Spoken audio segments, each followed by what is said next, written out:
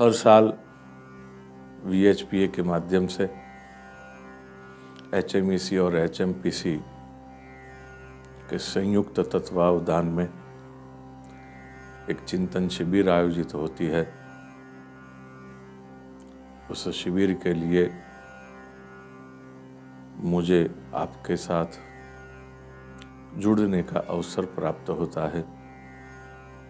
मैं अपने आप को बड़भागी मानता हूँ कि श्रद्धेय तेजलबेन के माध्यम से आप मुझे याद करते हैं और आपके साथ जुड़ने का मुझे एक सुअवसर प्राप्त होता है। सबसे पहले तो VHPA की सभी टीम को बहुत बहुत शुभकामनाएं, धन्यवाद, अभिनंदन और अभिवंदन कि ये सत्कर्म आप करते रहते हैं। बहुत आवश्यक है। हमारे धर्म में कहा गया है कि 3 चीज रोज करने से दिन सफल होता है। वो 3 है दान, अध्ययन और सत्कर्म। अवंध्यम दिवसम कुर्यात दानाध्ययन कर्मभिः।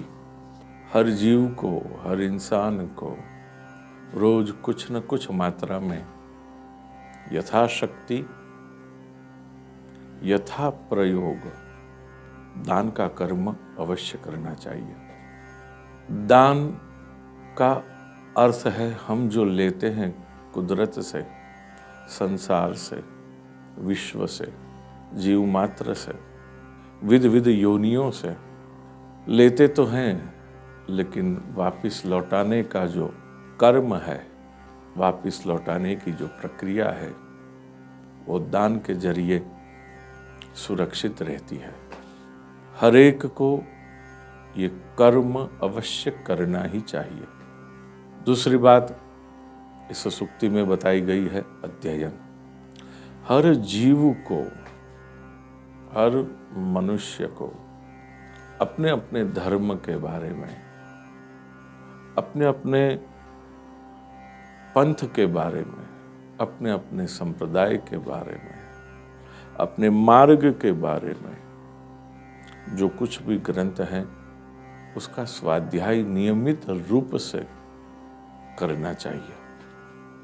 अध्ययन करने से चित्त की स्वस्थता बनी रहती है और जो हमारा व्यवहार है आत्म से लेकर परमार्थ तक, वो सब सुव्यवस्थित बरकरार रहते हैं। हम सही मात्रा में यदि कुछ निर्णय ले सके, कुछ सोच सके, उसके लिए यदि सबसे ज्यादा कुछ आवश्यक है तो वो है विचारों की स्पष्टता। जितनी ज्यादा विचारों की स्पष्टता होगी उतनी ही ज्यादा विचारों की स्वस्थता होगी और वही विचारों की स्वस्थता हमें निर्णय की स्पष्टता प्रदान करती है। बहुत आवश्यक है कि हर तरह का संतुलन हम बनाए रखें, चाहे वो फिजिकल हो, मेंटल हो, इमोशनल हो, स्पिरिचुअल हो। वो हर तरह का बैलेंस बनाए रखने के लिए शास्त्रों का अध्ययन, ग्रंथों का स्वाध्याय, चिंतन, मनन, ये सबसे आवश्यक कर्म है। ये जितना होगा उतनी इस संसार में जो भी तकलीफें हैं वो कम होगी। डॉक्टर्स तो कहते हैं कि माइंड ओवर बॉडी, तो हमारे माइंड को फिट रखने के लिए हमें स्पिरिचुअली फिट रहना है। स्पिरिचुअली और इमोशनली यदि हमें फिट रहने में यदि कोई मदद करता है तो वो है हमारे ग्रंथों का स्वाध्याय। ग्रंथों का स्वाध्याय रहा तो फिर निश्चिंत निसंकोच हमारे जीवन में इमोशनल, स्पिरिचुअल और मेंटल फिटनेस और बैलेंस, संतुलन सुरक्षित रहेगा। वो अगर सुरक्षित रहा तो तन भी सुरक्षित रहेगा। देखने में तो हम सब आजकल स्वस्थ दिखते हैं, लेकिन क्या वास्तव में है? इन सभी स्वस्थताओं को यदि हम सोचें तो सभी स्वस्थताओं को स्वस्थ रखने में, सुव्यवस्थित रखने में स्वाध्याय का योगदान अत्यावश्यक है। सभी से मेरी नम्र प्रार्थना है। हमारे धर्म ग्रंथों में भी कहा गया है, आचार्य श्री वल्लभ ने भी कहा है, कृष्ण सेवा सदा कार्या। सदा माने रोज, नहीं हर पल। तो सेवा करने से और जितने भी इस संसार के प्रदूषण हैं उससे हम बच जाते हैं। जो बिन जरूरी समय को बर्बाद करने की जो भी व्यवस्थाएं हैं, उन सभी से यदि हमें बचना है तो हमारे घर में गृहम गृहे स्थित्वा हरिम भजेत, घर में रह के हम स्वाध्याय करें। जिस घर में स्वाध्याय, भजन, भोजन ये नियमित एक साथ में अगर होता होगा तो वो घर हमेशा स्वच्छ, स्पष्ट और स्वस्थ रहेगा और उस परिवार के सभी सदस्य भी अपनी स्वस्थता को बड़ी आसानी से प्राप्त कर पाएगा। तो हम सबको जरूरी है कि हम घर में रह के अध्ययन करें।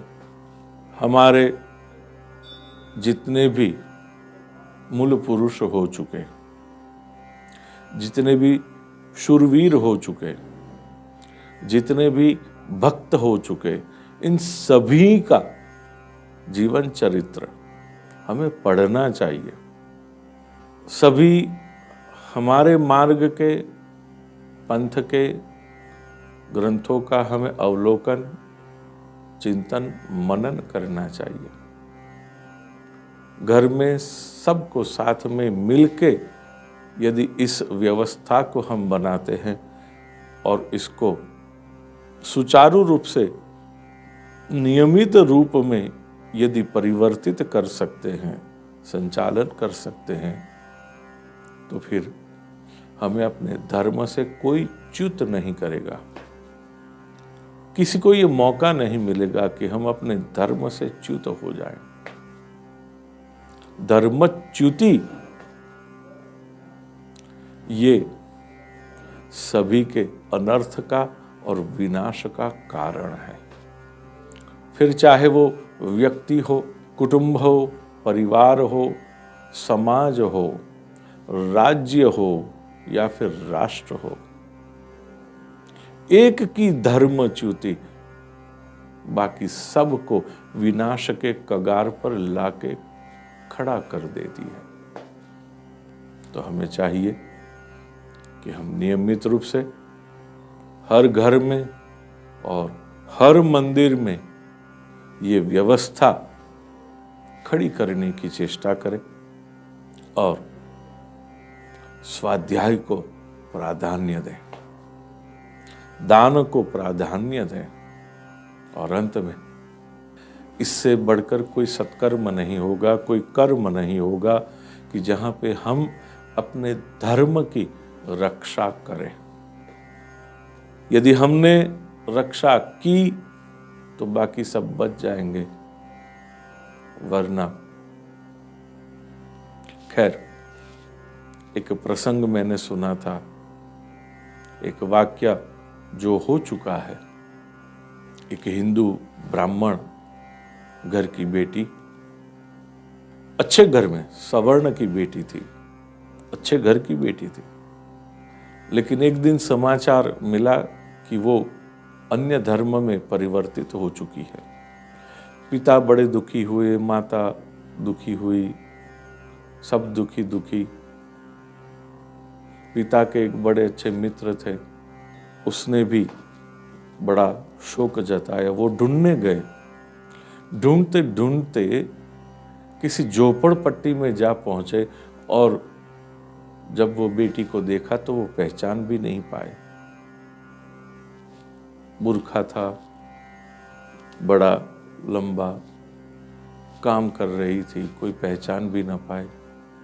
पिता समान वो चाचा थे, उन्होंने पूछा कि तुझे ये करके क्या मिला बेटी? बेटी ने उत्तर दिया, आप मेरे पिता समान हैं, आप आए, मेरे पिताजी ही आए हैं, लेकिन क्या मैं आपको कुछ बता सकती हूँ? जब मेरी उम्र ये सब जानने की थी कि तिलक क्यों करते हैं, कैसे करते हैं, कहाँ करते हैं, स्वस्तिक क्यों करते हैं, अपने घर के ब्रह्मस्थान में तुलसी को क्यों रखते हैं, घर के बाहर नीम के पेड़ और अशोक को क्यों रखते हैं, हम पनिहारी पे पूजा क्यों करते हैं, दीपक क्यों जलाते हैं, पीपल के पेड़ की पूजा क्यों करते हैं, राम कौन है, उनका चरित्र क्या है, उनसे हमें क्या सीखना है, कृष्ण कौन है, आदि आदि कई सवाल हैं जो मुझे जानने की जरूरत है। जब ये जरूरत थी तब ये पोषण कहीं से मिला नहीं, तब जाके मुझे ये मित्र मिला, उसकी माता मिली, उसने मुझे अपने धार्मिक ग्रंथ से ये सब सिखाया कि यहाँ पे अल्लाह ने ये कहा है, यहाँ पे उसने वो कहा है, इसके लिए ये करना है, उसके लिए वो करना है, इसका अर्थ ये है, इसको कैसे करते हैं, आदि आदि मेरी जो भी जिजीविषाएं थी, जिज्ञासाएं थी, जो मुझे जानने की जिस वक्त पे ज़्यादा जरूरी था, वो अपने यहाँ से तो मिला नहीं, मुझे यहाँ से मिला। फिर मुझे लगा कि ये अच्छा है।